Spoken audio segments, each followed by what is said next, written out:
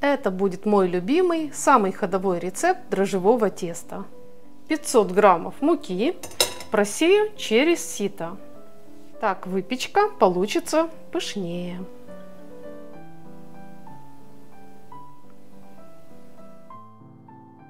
Дальше я возьму 1 стакан молока, 250 мл. Молоко слегка подогрею. Оно не должно быть горячим, только немного теплым. К молоку добавляю 3 столовых ложки сахара, без горочки. А если вы будете готовить не сладкую выпечку, то достаточно 1 ложки. По желанию, для прекрасного аромата в сладкую выпечку добавим чайную ложку ванильного сахара. Для баланса вкуса и в будущем правильной консистенции большую щепотку соли. И также высыпаю 2 чайных ложки сухих дрожжей. Теперь хорошо перемешаем ингредиенты, чтобы соль и сахар растворились, а дрожжи разошлись в молоке. Молоко выливаем на муку. Также добавим в тесто всего 1 яйцо и 2 столовых ложки растительного масла без запаха. Отлично! Теперь просто и быстро замешиваем тесто. Кстати, вместо растительного масла можно растопить 30 грамм сливочного. С такими пропорциями тесто получается просто идеальным. Оно нежное, податливое и в то же время не прилипает к рукам. Когда тесто вобрало всю муку из миски, можно домесить его прямо на столе. Так будет очень удобно. Видите, какое податливое. Это тесто, как я сказала, универсальное. Я его использую для пирожков, пирогов, на сосиски в тесте, да куда угодно.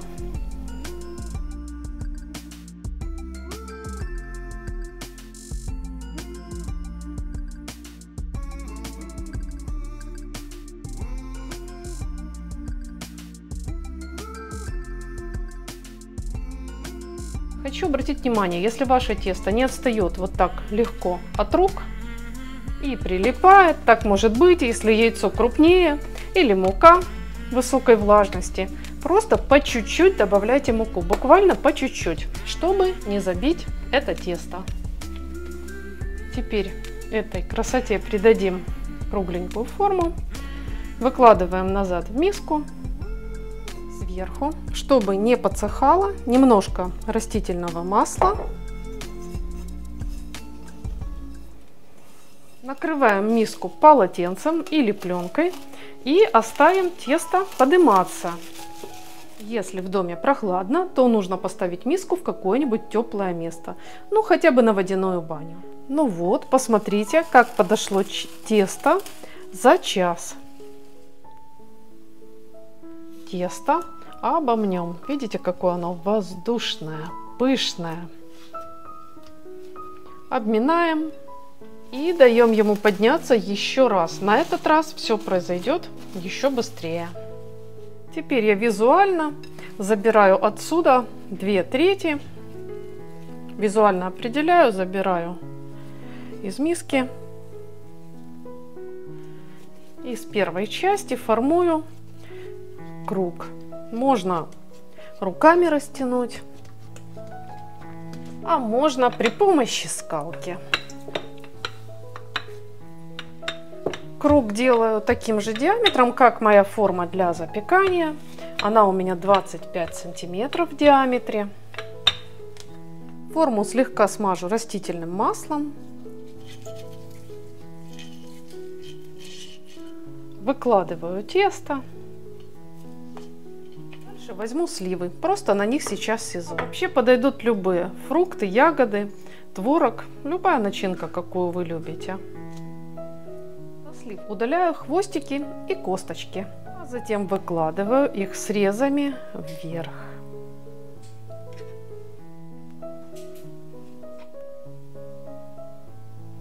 Вот так. Затем возьму 2 столовых ложки сахара. Если слива очень сладкая, можно и меньше. Слива идеально сочетается с корицей. Я добавлю 1 чайную ложку и посыплю сверху. Потрясающий, очень аппетитный аромат. Пахнет просто волшебно. Немного сахара с корицей оставлю. Теперь я возьму вторую часть теста, которая поменьше, и раскатаю тоже круг поменьше. Примерно на треть или на четверть. И надрежу таким вот приспособлением. Если нет такой штучки, можно просто прорезать. При помощи ножа сделать надрезы. Или сверху на сливы выложить косички, полоски. Что-нибудь такое фантазийное. Кружочек с разрезами переношу сверху на пирог. Залепливаю края, верх и низ, соединяю, опять накрою и оставлю еще подниматься минут на 15-20. Дальше я возьму 1 яйцо, хорошенько разболтаю и смажем теперь верхушку этим яйцом. А также сахаром с корицей посыплю верхушечку. Пирог отправляю в разогретую духовку выпекаться при температуре 180 градусов Цельсия или 360 градусов Фаренгейта. Через 25 минут пирог готов.